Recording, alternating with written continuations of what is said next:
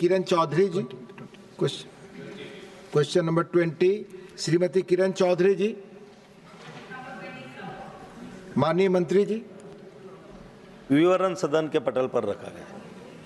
पहला supplementary Shrimati Kiran Chaudhary. Sir, first of all, I would like to say that Ayush is a very stellar program of the government, and I would like to thank the Honorable Prime Minister for giving impetus to this.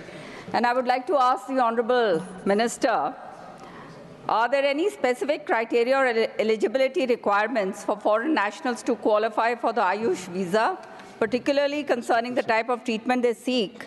And is there any provision for the caregivers or attendants of Ayush visa holders to obtain a visa for the same duration as the patient?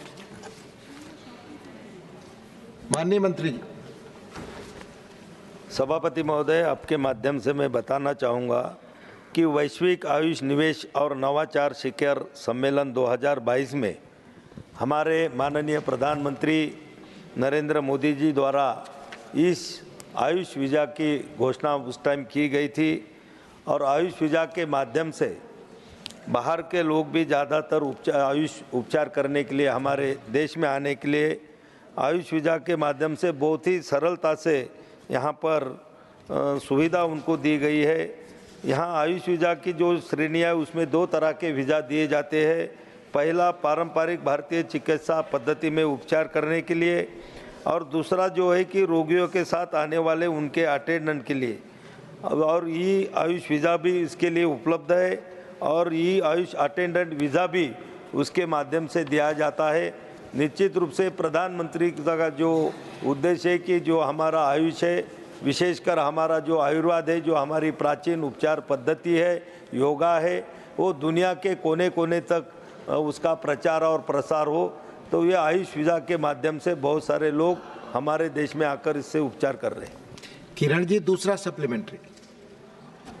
Deputy Chairman, sir, I'd also like to ask the Honorable Minister that are there any specific countries that are given priority regarding the for this Ayush visa? माननीय मंत्री जी।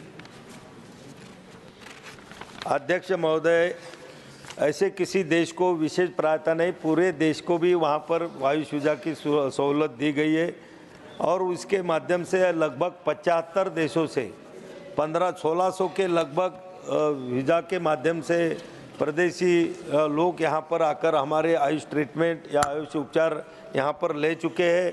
और बहुत सारे विदेशी जो लोग होते हैं कि वो टूरिस्ट वीज़ा लेकर आते हैं, लेकिन जहाँ पर भी हमारे आयुष के सेंटर या केंद्र अच्छी तरह से चलते हैं तो वहाँ पर भी वो 2-4-5 दिन का या 10 दिन का लेके वहाँ पर भी उपचार वहाँ पर वो लोग करते हैं।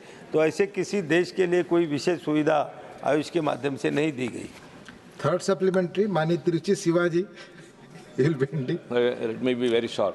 Yes. Whether the ministry is considering of including yoga and naturopathy as a system in the NCISM, Thank you. National Commission for Institution of System of Medicine. The time is over. माननीय